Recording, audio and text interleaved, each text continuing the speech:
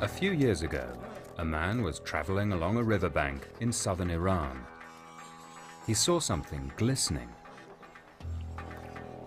It turned out to be a priceless vase from ancient Persia. The discoveries at Jiroft are astonishing in terms of the quantity and quality of materials that have been excavated, mainly illegally, unfortunately. This amateur footage shows what happened next, as hundreds of treasure hunters swarmed over Jiroft. They dug up buried riches, ancient art that made their finders fortunes. But some now think what they discovered was much more important than treasure. The frenzied prospectors had actually revealed relics from a lost city. Had these people inadvertently found the birthplace of human society? If they had, it would go against conventional wisdom. It's always been thought that civilization started in either Mesopotamia, now in Iraq, or in the Indus Valley, now in India and Pakistan. But legends speak of an even earlier kingdom called Arata. No traces of it have ever been found. This film follows the archaeologist given the task of excavating Jiroft in search of this lost realm. His job, to assess the evidence and perhaps reveal a mythical city, the capital of the Kingdom of Arata, the first civilization. As soon as I read about it, I bubbled over with excitement because I think this could be the biggest archaeological story in my time.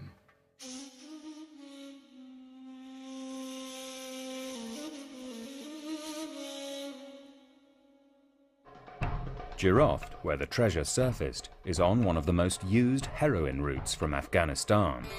Experienced smugglers quickly converged on the town. For a handful of dollars, they were able to buy objects for which Western art collectors eagerly paid hundreds of thousands of pounds. An entire year passed before the Iranian authorities grasped the scale of the traffic in relics. Early in 2001, the police launched a major operation to shut down the illegal trade. One arrest alone led to the seizure of 200 items. But who could identify the stolen goods and assess their value?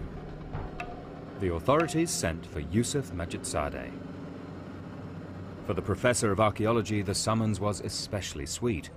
In 1984, he'd been accused of being a counter-revolutionary and forced to leave the country of his birth.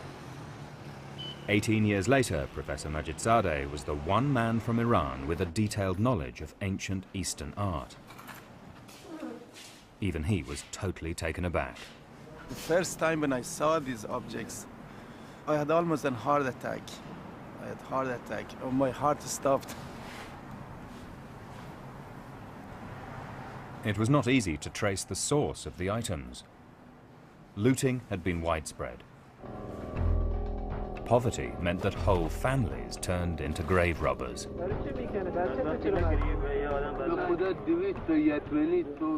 This morning the schoolmistress asked me for 10 pence for fees. I just don't have the money.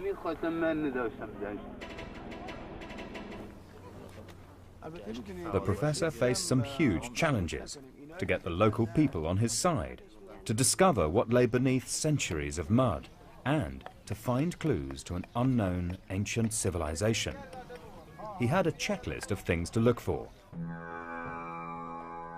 Had the mysterious people built large buildings? Was there any evidence they had farmed, proof they kept animals or grew crops?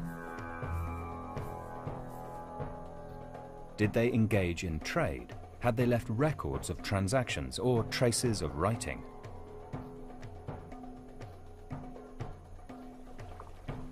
And did their works of art contain clues, signs of a culture rich in images and stories?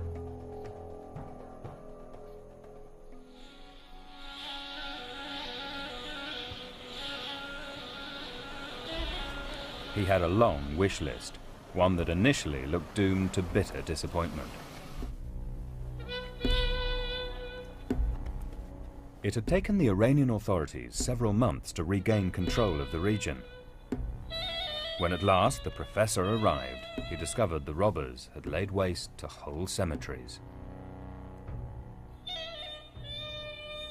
He found huge numbers of graves had been plundered and emptied.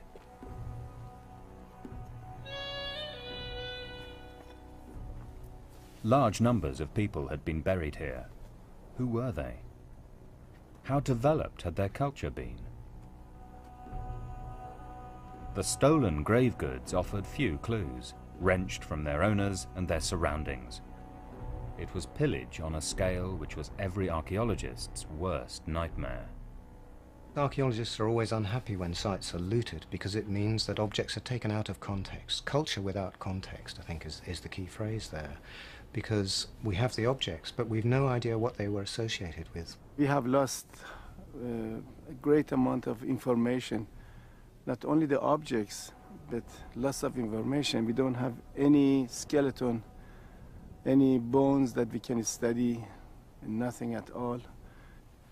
We don't know who they were. We don't know what was their relation to one another. We don't know their diseases. We don't know their religion. Sad, very sad.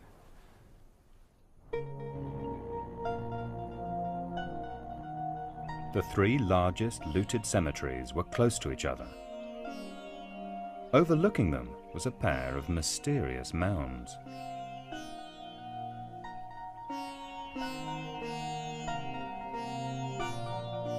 Their surface was littered with scattered shards of pottery, 5,000 years old. The mounds themselves were exceptionally large.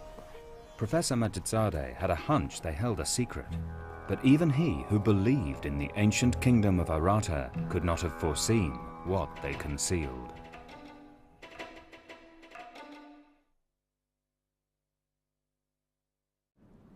High in southeastern Iran is a major archaeological discovery. A hidden valley where conditions are ideal for civilization to have appeared.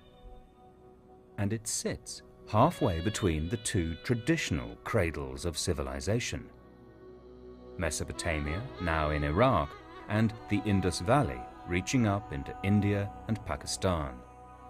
Western archaeologists had paid scant attention to this 400-kilometer-long strip of land.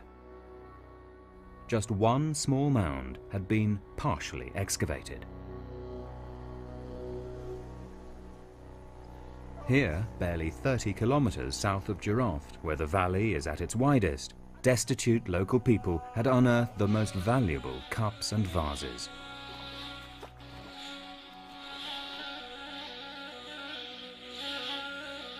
The motifs etched in the soft stone were not just outstanding examples of skill, they also offered a sudden solution to a mystery that had long baffled scholars. Professor Majedzadeh was well aware that fragments of objects with similar designs had been found throughout the ancient world. 1,000 kilometers distant in Mesopotamia, in Oman on the Arabian Peninsula, along the banks of the Indus, even as far away as Afghanistan.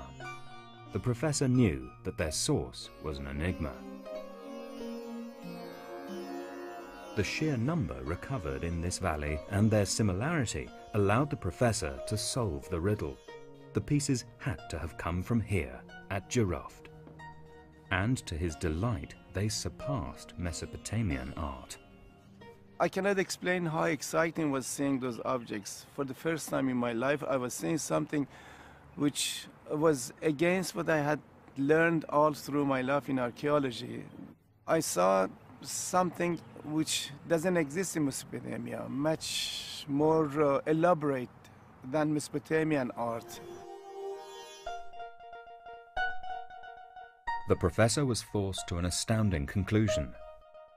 The treasures must have come from an earlier civilization, one more highly developed than Mesopotamian society, perhaps from the very kingdom of Arata itself.